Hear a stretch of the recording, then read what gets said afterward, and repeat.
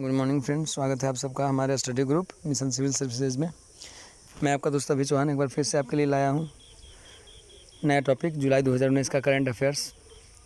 और मेरे पिछले वीडियोज़ आप सबको बहुत पसंद आ रहे हैं, देखकर मुझे बहुत खुशी मिली कि आपके लिए हेल्पफुल हो रहा है। और मैं कोशिश कर रहा हूँ कि हर बार आपके लिए एक नया और अच्छे इंपॉर्टेंट टॉपिक लाऊँ जिसमें आप बोर ना हो, आपके लिए हेल्पफुल हो। तो पसंद आए तो लाइक सब्सक्राइब शेयर ज़रूर करें। सजेशन देना चाहे तो कमेंट भी कर सकते हैं, अच्छा लगे तो भी कमेंट करें, है ना। तो चलिए शुरू करते हैं हम लोग। जुलाई 2019 के करंट अफेयर्स में प्रमुख राष्ट्रीय घटनाक्रम, जिसमें जुलाई 2019 पहले आया है, तो चलिए देख लेते हैं क्या है इसमें। इसमें पहला पॉइंट है कि प्रधानमंत्री लघु व्यापारी मानधन योजना। ध्यान से पढ़ने की ज़रूरत है। प्रधानमंत्री लघु व्यापारी मानधन योजना मतलब कि लघु व्यापारी जो छोटे व्यापारी होते हैं, खुदरा व्यापारी होते हैं, दुकानदार होते हैं, है ना, वैसे लोग।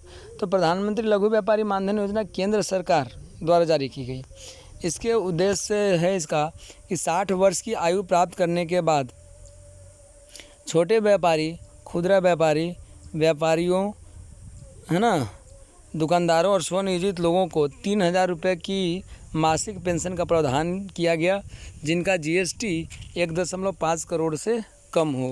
इनका जीएसटी क्या हो? 1.5 करोड़ से कम हो।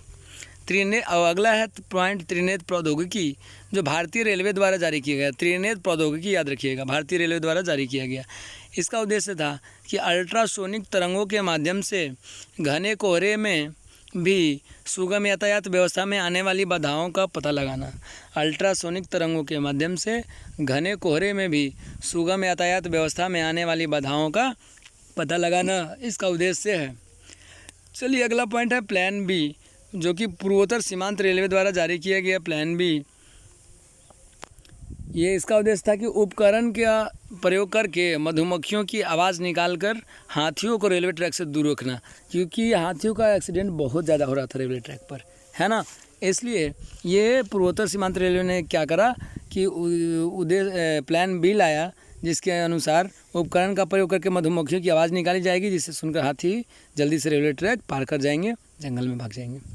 और इसी के लिए इसको बेस्ट इनोवेशन अवार्ड प्रदान किया गया। ठीक है, चलिए अगले पॉइंट की ओर बढ़ते हैं। अगला पॉइंट है मानव अधिकार संरक्षण विधेयक, मतलब कि संसद में पारित हुआ मानव अधिकार संशोधन कहिए या संरक्षण विधेयक कहिए। इसके तहत मानव अधिकार संरक्षण अधिनियम 1993 में संशोधन किया गया। ठीक ना, मानव अधिकार संरक्षण विधेयक में 1993 में मानव अधिकार संरक्षण अधिनियम का में संशोधन किया गया, जिसके अनुसार नेशनल ह्यूमन राइट कमीशन का अध्यक्ष, है ना, मतलब कि केवल वही व्यक्ति बन सकता है जो सर्वोच्च न्यायालय के न्यायाधीश या मुख्य न्यायाधीश रहे हों। याद रखिएगा, NHRC national human right commission का अध्यक्ष केवल वह व्यक्ति बन सकता है जो सर्वोच्च न्यायालय के न्यायाधीश या मुख्य न्यायाधीश रहे हो। दूसरा पॉइंट है सूचना का अधिकार संशोधन विधेयक। संशोधन कर लीजिए या विधेयक कर लीजिए, मैं बार बार कह रहा हूँ, याद रखिएगा इस बात को। तो सूचना का अधिकार विधेयक को संसद की स्वीकृति मिली। इसके अनुसार सूचना, याद रखिए, सूचना आ जाएगा तो समझ लीजिएगा कि सूचना का विधेयक में क्या था। UPSC वाले भी समझ सकते हैं, तो इसमें पूछ लिया जाएगा। तो सूचना का अधिकार अधिनियम 2005 में आया था, और उसमें क्या था कि उसमें का संशोधन करके मुख्य सूचना आयुक्त और सूचना आयुक्त के कार्यकाल, वेतन, भत्ते एवं अन्य नियम तथा शर्तें जो है केंद्र सरकार द्वारा निर्धारित करने का प्रावधान कर दिया गया। याद रखिएगा, सूचना का अधिकार संशोधन। ठीक है, चलिए अगला पॉइंट है यूनेस्को की विश्व धरोहर संबंधित 43वीं बैठक का आयोजन बाकू में किया गया, जो कि अजरबैजान में है। अजरबैजान और आर्मेनिया का चल रहा है, अभी आपको पता होगा अच्छे से, है ना। तो यूनेस्को की विश्व धरोहर संबंधित 43वीं बैठक का आयोजन बाकू, जो कि अजरबैजान में है, उसमें किया गया, जिसमें 7 सांस्कृतिक स्थलों सहित कुल 29 नए स्थलों को शामिल किया गया। इनमें भारत के शहर जयपुर को भी शामिल किया गया, और ये अहमदाबाद के बाद दूसरा शहर है ना, अहमदाबाद के बाद दूसरा शहर है, जिसको कि सांस्कृतिक स्थलों सहित कुल 29 नए स्थलों में शामिल किया गया है। चलिए अगला पॉइंट है कि 5वें अंतर्राष्ट्रीय धर्म धम्म सम्मेलन, याद रखिएगा अंतर्राष्ट्रीय धर्म धम्म सम्मेलन एक ऐसा सम्मेलन है जो एक मंच पर हिंदू और बौद्ध विचारकों को अपना विचार व्यक्त करने का मौका प्रदान करता है। और इसका 5वां अंतर्राष्ट्रीय धर्म सम्मेलन जो है वो उसका आयोजन राजगीर बिहार में किया गया। देखिए मैंने बताया, लिखा भी है कि यह हिंदू और बौद्ध विचारकों को अपने विचार व्यक्त करने के लिए मंच प्रदान करता है। अगला पॉइंट है कि conclave of the Himalayan states का आयोजन मसूरी उत्तराखंड में किया गया। Conclave of the Himalayan states का आयोजन मसूरी जो कि उत्तराखंड में है किया गया। अगला पॉइंट है कि भारत के पहले तैरते हुए सौर ऊर्जा संयंत्र का शुभारंभ राजस्थान के चित्तौड़गढ़, ठीक है, राजस्थान के चित्तौड़गढ़ के घोसुंडा बांध पर बहुराष्ट्रीय कंपनी वेदांता द्वारा किया जाएगा। ये बहुत ही इंपॉर्टेंट क्वेश्चन है, ध्यान देने वाली बात है कि भारत के पहले तैरते हुए सौर ऊर्जा संयंत्र का शुभारंभ राजस्थान के चित्तौड़गढ़ के घोसुंडा बांध पर बहुराष्ट्रीय कंपनी वेदांता द्वारा किया जाएगा।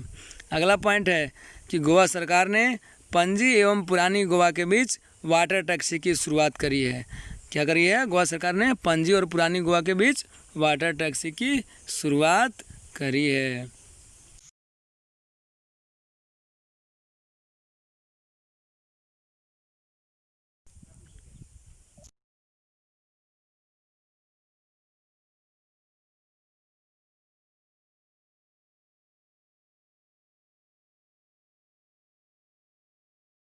चलिए अगला पॉइंट है कि आंध्र प्रदेश निजी औद्योगिक इकाइयों और कारखानों में स्थानीय लोगों के लिए नौकरियों को आरक्षित करने वाला देश का पहला राज्य बना। और कितना आरक्षित किया? 75%, यानी कि 75%।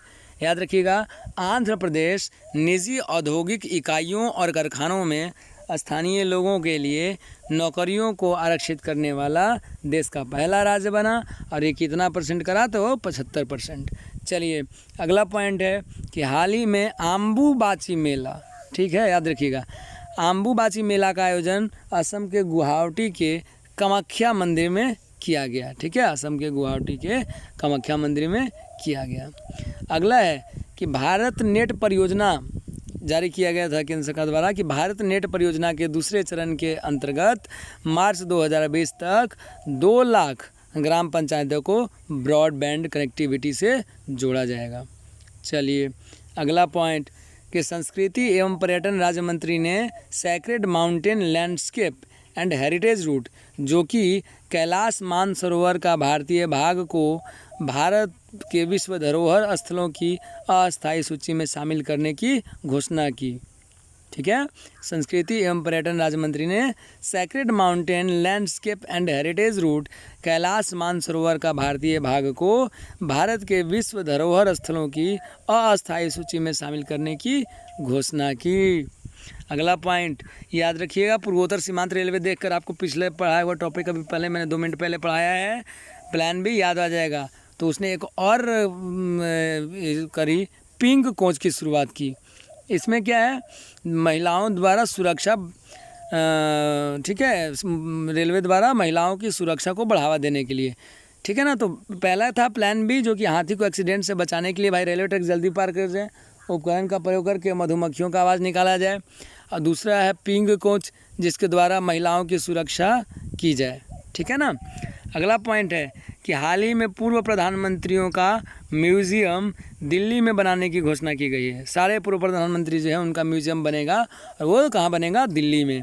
अगला है कि दिबांग बहुउद्देशीय परियोजना जो है दिबांग नदी अरुणाचल प्रदेश, मुझे लगता है कि अरुणाचल प्रदेश में ब्रह्मपुत्र को दिबांग कहा जाता है, ज्योग्राफी में शायद आप लोगों ने पढ़ा होगा। तो दिबांग बहुउद्देशीय परियोजना जो है दिबांग नदी पर ही बनेगा जो अरुणाचल प्रदेश में है, और ये भारत का सबसे ऊंचा बांध होगा। कितना हो जाएगा? 278 मीटर, 278 मीटर, है ना। दिबांग बहुउद्देशीय परियोजना दिबांग नदी अरुणाचल प्रदेश पर बनाया जाएगा, मतलब अरुणाचल प्रदेश में जो दिबांग नदी है उस पर बनाया जाएगा दिबांग बहुउद्देशीय परियोजना, जो भारत का सबसे ऊंचा बांध होगा जिसकी ऊंचाई 278 मीटर होगी। अगला पॉइंट है जल संकट का सामना कर रहे विश्व के 400 महानगरों की सूची में प्रथम स्थान चेन्नई को मिला है और दूसरा स्थान कोलकाता। याद रखिएगा, जल संकट का बहुत लोग बोलते हैं कि तीसरा विश्व युद्ध पानी के लिए ही होगा, तो याद रखना है कि जल संकट का सामना कर रहे हैं। बहुत ही इंपॉर्टेंट क्वेश्चन है कि जल संकट का सामना कर रहे हैं। विश्व के 400 महानगरों की सूची में प्रथम स्थान चेन्नई को मिला और दूसरा स्थान कोलकाता को मिला है। अगला पॉइंट है कि दक्षिण मध्य रेलवे है ना, साउथ सेंट्रल रेलवे SCR ने ना आंध्र प्रदेश के नेल्लोर ज़िले में चर्लोपल्ली और रापरू रेलवे स्टेशनों के बीच भारत के सबसे लंबे विद्युतीकृत रेल सुरंग का शुभारंभ किया। याद रखिएगा कि SCR मतलब साउथ सेंट्रल रेलवे, दक्षिण मध्य रेलवे ने आंध्र प्रदेश के नेल्लोर ज़िले में चर्लोपल्ली और रापरू रेलवे स्टेशनों के बीच क्या किया, भारत के सबसे लंबे विद्युतीकृत रेल सुरंग का शुभारंभ किया। अगला पॉइंट है, सर्वोच्च न्यायालय के निर्णय अब हिंदी सहित 6 भाषाओं में ऑनलाइन उपलब्ध होंगे। पहले केवल अंग्रेजी भाषा में थे, है ना। तो और हमारा इंडिया का जो मदर टंग है वो हिंदी है। आजकल क्या हो जाता है कि जो इंग्लिश बोल रहा है, अरे बहुत ज़्यादा ये है, पढ़ा लिखा ये वो, ऐसे वैसे। नहीं, आप अपना संस्कृति हम क्यों छोड़े, हम अपना, अब जो वेदों ने हमें सिखाया है, तो वेदों की बात तो साइंस भी मानता है, तो हम अपना संस्कृति ना छोड़ें, अपने संस्कृति को ही आगे बढ़ाएं, विदेशी संस्कृति ना अपनाएं। चलिए, ये मेरी थिंकिंग है, मुझे लगा आप सबसे शेयर करनी चाहिए तो कर दिया। आगे बढ़ते हैं। अगला पॉइंट है कि प्रधानमंत्री नरेंद्र मोदी द्वारा जल संचयन को लेकर शुरू किए गए अभियान के तहत वाराणसी से देशव्यापी पौधारोपण अभियान की शुरुआत की गई। प्रधानमंत्री नरेंद्र मोदी द्वारा क्या किया गया, जल संचयन को लेकर शुरू किए गए अभियान के तहत वाराणसी से देशव्यापी पौधारोपण अभियान की शुरुआत की गई। अगला पॉइंट है कि लखनऊ से दिल्ली तक चलने वाली तेजस एक्सप्रेस देश की पहली रेलगाड़ी होगी जिसे निजी कंपनी द्वारा, यानी कि प्राइवेट कंपनी द्वारा संचालित किया जाएगा, तेजस एक्सप्रेस, है ना। दूसरा पॉइंट है, ये था प्रमुख राष्ट्रीय घटनाक्रम। अब हम लोग पढ़ेंगे प्रमुख अंतर्राष्ट्रीय घटनाक्रम, जिसके तहत हम लोग पढ़ते हैं पहला पॉइंट कि QS best student cities ranking 2019 क्या है, QS best student cities ranking 2019 जारी करता, मतलब इसको जारी कौन करता है, तो क्वैकेरेली साइमंड्स। QS का फुल फॉर्म क्या है, क्वैकेरेली साइमंड्स नामक प्रकाशक, ठीक है। और प्रथम लंदन को प्रथम स्थान मिला है, जो 120 शहरों में है, प्रथम स्थान प्राप्त किया है। अब भारत के 4 शहर बेंगलुरु जो कि 81वां नंबर, मुंबई 85, दिल्ली 113 और चेन्नई 115 नंबर पर हैं 120 में, देख लीजिए, है ना। क्वैकेरेली साइमंड्स नामक प्रकाशक जारी करता है बेस्ट स्टूडेंट सिटीज़ रैंकिंग, है ना। किस सिटीज़ में बेस्ट स्टूडेंट रहते हैं, तो 120 शहरों में प्रथम स्थान लंदन को मिला। और इसमें भारत के भी 4 शहर आए हैं, जिसमें बेंगलुरु 81वां, मुंबई 85, दिल्ली 113 और चेन्नई 115वें स्थान पर है। अगला पॉइंट है, विश्व के 100 उच्चतम भुगतान पाने वाले सेलिब्रिटीज़, इसको फोर्ब्स जारी करता है ना। विश्व के 100 सबसे ज़्यादा पैसा, है ना, कमाने वाले सेलिब्रिटीज़, सिंपल समझिए, जिसको जारी करता है फोर्ब्स। इसमें प्रथम है टेलर स्विफ्ट, $185 मिलियन के साथ प्रथम स्थान पर हैं। कितना, $185 मिलियन के साथ टेलर स्विफ्ट जो है विश्व के 100 उच्चतम सबसे ज़्यादा कमाने वाले सेलिब्रिटीज़ में, जिसको फोर्ब्स जारी करता है। और इसमें एकमात्र भारतीय हैं जो कि हमारे खिलाड़ी अक्षय कुमार हैं, जो कि 33वां स्थान रखते हैं, ठीक है, 100 में, और $65 मिलियन के साथ, क्योंकि आप सबको पता है कि ये साल में 4-5 पिक्चर कर लेते हैं, है ना। तो चलिए आगे बढ़ें। खाद्य सुरक्षा और पोषण स्थिति 2019 रिपोर्ट, खाद्य सुरक्षा और पोषण स्थिति 2019 रिपोर्ट जारी करता है यूएन फाओ जारी करता है इसको। और इसके अनुसार वर्ष 2018 में विश्व भर में 820 मिलियन से अधिक लोग अभी भी भूखे थे। याद रखिएगा, 820 मिलियन से अधिक लोग अभी भी भूखे थे। इसीलिए कहीं पार्टी में जाते हैं, फंक्शन में जाते हैं, कहीं भी, तो खाना उतना ही ले जितना कि हम खा सके। ज़्यादा खाना लेकर वेस्ट होने से अच्छा है कि कोई गरीब, किसी गरीब को दे देंगे, है ना। खाना बचे तो उसको फेंके ना, किसी गरीब को दे, है ना। तो ये सब मानवता है जो हमें वेद सिखाते हैं, ये मानवता है ना। तो चलिए आगे बढ़ते हैं। अगला पॉइंट है कि मीडिया स्वतंत्रता पर पहले वैश्विक शिखर सम्मेलन का आयोजन लंदन में किया गया। मीडिया स्वतंत्रता की बात करी जा रही है ना। इसका आयोजन ब्रिटिश और कनाडा सरकार द्वारा किया गया। मीडिया स्वतंत्रता पर पहले वैश्विक शिखर सम्मेलन का आयोजन लंदन में किया गया। इसका आयोजन ब्रिटिश और कनाडा सरकार द्वारा किया गया। चलिए, पहला पॉइंट है कि जॉर्डन ने लाल सागर तट के पास अपना पहला अंडर वाटर मिलिट्री म्यूजियम खोला। जॉर्डन ने लाल सागर तट के पास अपना पहला अंडर वाटर मिलिट्री म्यूजियम खोला। अगला पॉइंट है कि श्रीलंका को वर्ल्ड हेल्थ ऑर्गेनाइजेशन यानी कि WHO के द्वारा खसरा मुक्त घोषित किया गया। श्रीलंका को, ठीक है, WHO के द्वारा क्या किया, खसरा मुक्त घोषित देश कर दिया गया। अगला है कि फ्रांस ने सभी हवाई अड्डों से सभी निर्वर्तमान उड़ानों के लिए हवाई टिकटों पर 20 रुपये तक ग्रीन टैक्स लगाने की घोषणा की है, ठीक है। अगला पॉइंट है कि बेबीलोन, जो कि इराक में है। बेबीलोन से आप सबको सिकंदर याद आ रहा होगा, है ना, हिस्ट्री वालों को। बेबीलोन से सिकंदर का याद आ रहा होगा, जो कि इराक में है बेबीलोन, जो यूनेस्को की विश्व विरासत सूची में शामिल किया गया है इसको, ठीक है ना, बेबीलोन को। चलिए, अगला पॉइंट है कि राष्ट्रपति रामनाथ कोविंद ने 3 पश्चिमी अफ्रीकी देश बेनिन, गाम्बिया और गिनी की यात्रा 26 जुलाई से 3 अगस्त तक की, है ना। बहुत ही इंपॉर्टेंट क्वेश्चन। अगला, राष्ट्रपति रामनाथ कोविंद ने 3 पश्चिमी अफ्रीकी देशों बेनिन, गाम्बिया और गिनी की यात्रा 26 जुलाई से 3 अगस्त तक की। अगला पॉइंट है कि ईरान ने 2015 में हुए परमाणु समझौते, है ना, को तोड़ दिया और इस समझौते के तहत ईरान को एक सीमित मात्रा में यूरेनियम भंडारण करना था। इसकी पुष्टि IAEA द्वारा किया गया। यहाँ पर एक पॉइंट है कि ईरान ने 2015 में हुए परमाणु समझौते JCPOA यानी कि the joint comprehensive plan of action को तोड़ दिया और इस समझौते के तहत ईरान को एक सीमित मात्रा में यूरेनियम भंडारण करना था। इसकी पुष्टि IAEA द्वारा की गई, मतलब कि इंटरनेशनल एटॉमिक एनर्जी एजेंसी द्वारा की गई। चलिए, ऐसा ही फुल फॉर्म भी पूछता है कभी कभी, तो इसको आपको याद रखना है। अगले पॉइंट की ओर हम बढ़ते हैं। अगला पॉइंट है कि पेरिस में जलवायु आपातकाल लगाए जाने की घोषणा की गई और सबसे पहले इसको ब्रिटेन ने किया, दूसरे नंबर पर आयरलैंड ने किया, फिर पेरिस ने किया। पेरिस में जलवायु आपातकाल लगाए जाने की घोषणा की गई।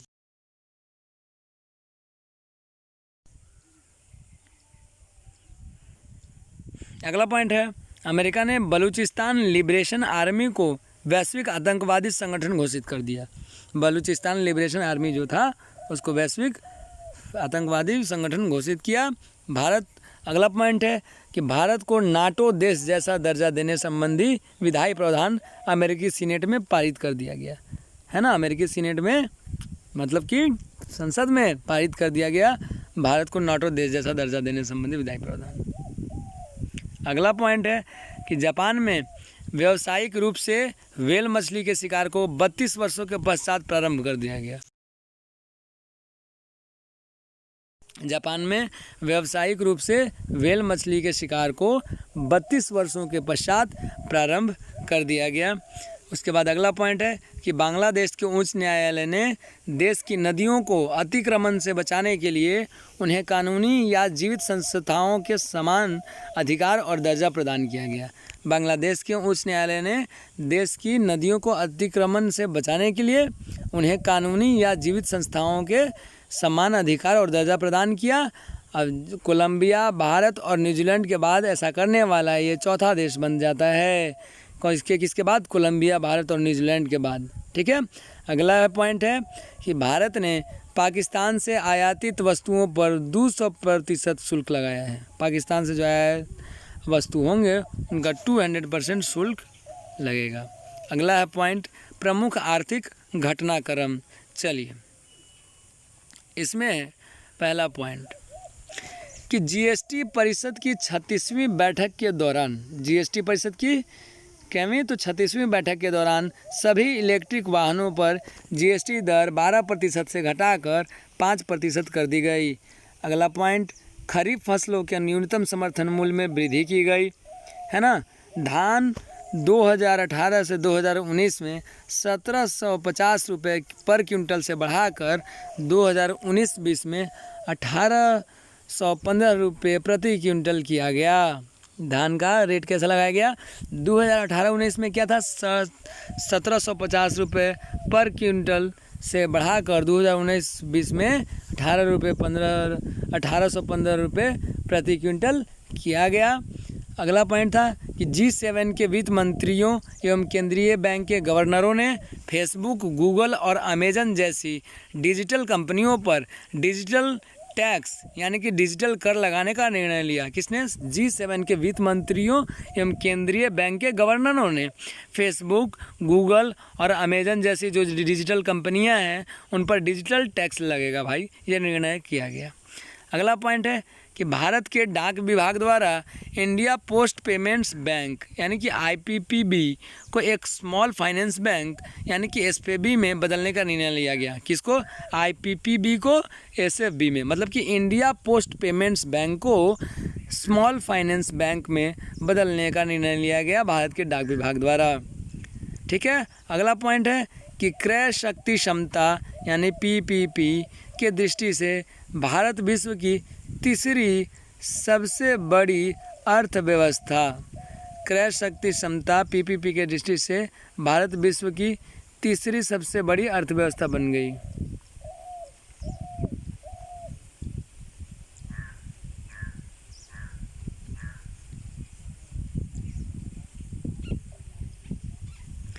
चलिए अगला पॉइंट है रक्षा विज्ञान एवं प्रौद्योगिकी। इसमें जुलाई 2019 में सबसे पहला पॉइंट दिया गया चंद्रयान 2। आप सबको याद होगा कि 22 जुलाई 2019 को GSLV MK3M1 जिसको बाहुबली नाम दिया गया था, इसकी सहायता से प्रक्षेपित किया गया, है ना। यह भारत का अब तक का सबसे उन्नत एवं विकसित मिशन है जो चंद्रमा को अछूते हिस्से दक्षिणी ध्रुव की जानकारी प्रदान करेगा। चंद्रयान 2 के 3 महत्वपूर्ण मॉड्यूल यानी कि ऑर्बिटर, है ना, लैंडर विक्रम तथा रोवर प्रज्ञान है।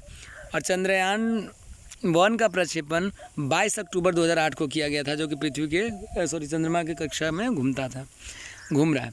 देखिए इतना तो उस समय का बात है, लेकिन आप सबको पता था कि सितंबर में जब हुआ था तो क्या हुआ था, 2.1 किलोमीटर पीछे क्रैश हो गई थी, क्रैश लैंडिंग हो गई थी इसकी, है ना। चलिए अगला पढ़ें पॉइंट कि ऑपरेशन सुदर्शन BSF द्वारा पंजाब और जम्मू में, ऑपरेशन सुदर्शन चलाया गया BSF द्वारा।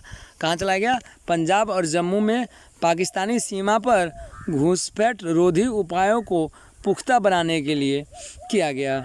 अगला है गरुड़ 6। इसमें भारत एवं फ्रांस के बीच वायुसेना अभ्यास है। गरुड़ का नाम आएगा तो समझिए भारत और फ्रांस के बीच वायुसेना का अभ्यास है। फिर ISIL-X 19 क्या है? अंतर्राष्ट्रीय सुरक्षा गठबंधन का पहला संयुक्त सुरक्षा अभ्यास, ठीक है ना। चलिए अगला पॉइंट है कि रामानुजम मशीन, कौन सा? रामानुजम मशीन, जो कि हाल ही में इजराइल इंस्टीट्यूट ऑफ टेक्नोलॉजी के वैज्ञानिकों ने एक एल्गोरिथम विकसित की है जिसका नाम भारतीय गणितज्ञ रामानुज के नाम पर रामानुज मशीन रखा गया। ठीक है, याद रखिएगा, भारतीय गणितज्ञ का नाम रामानुज था, उनके नाम पर रामानुजन मशीन रखा। इसमें क्या है कि इजराइल इंस्टीट्यूट ऑफ टेक्नोलॉजी के वैज्ञानिकों ने एक एल्गोरिथम विकसित किया जिसका नाम रामानुज के नाम पर रामानुजन मशीन रखा। चलिए अगला पॉइंट है कि चीन की कंपनी iSpace द्वारा चीन के पहले वाणिज्य रॉकेट हाइपरबोला 1 लॉन्च किया गया है। याद रखिएगा कि चीन की कंपनी iSpace द्वारा चीन के पहले वाणिज्य रॉकेट हाइपरबोला 1 लॉन्च किया गया। अगला पॉइंट है कि भारत CCAC यानी कि climate and clean air collision जलवायु और स्वच्छ वायु संघ से जुड़ने वाला 65वां सदस्य राष्ट्र बन गया। अगला पॉइंट है कि IIT मद्रास के छात्रों की टीम ने कृषि क्षेत्रों में कीटनाशकों के छिड़काव के लिए एग्रीकॉप्टर ड्रोन विकसित किया है। आईआईटी मद्रास के छात्रों की टीम ने क्या करा है, कृषि क्षेत्रों में कीटनाशकों के छिड़काव के लिए एग्रीकॉप्टर ड्रोन विकसित किया है। अगला पॉइंट है कि ग्रीस में 2.10 यानी कि 2 करोड़ 10 लाख, है ना,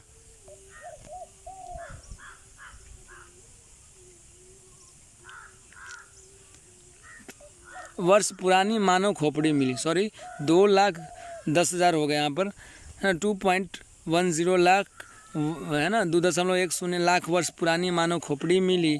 और आखिरी पॉइंट है कि हाल ही में आसियान देशों ने समुद्री कचरे से निपटने के लिए, है ना, एक योजना चलाई है जिसका नाम शायद कट गया है PDF बनाने में। चलिए, तो यहाँ तक हम लोग याद रखेंगे कि ग्रीस में 2.10 लाख वर्ष पुरानी मानव खोपड़ी मिली है।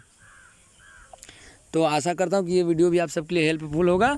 मिलते हैं अगले वीडियो में, धन्यवाद। और लाइक सब्सक्राइब शेयर ज़रूर करें। अगर आपको पसंद आए तो लाइक सब्सक्राइब शेयर अपने दोस्तों को भी बोलें करने, है ना, ताकि मुझे और आप सबसे ये मिले तो मैं और ज़्यादा हेल्पफुल वीडियो बना सकूं। तो धन्यवाद।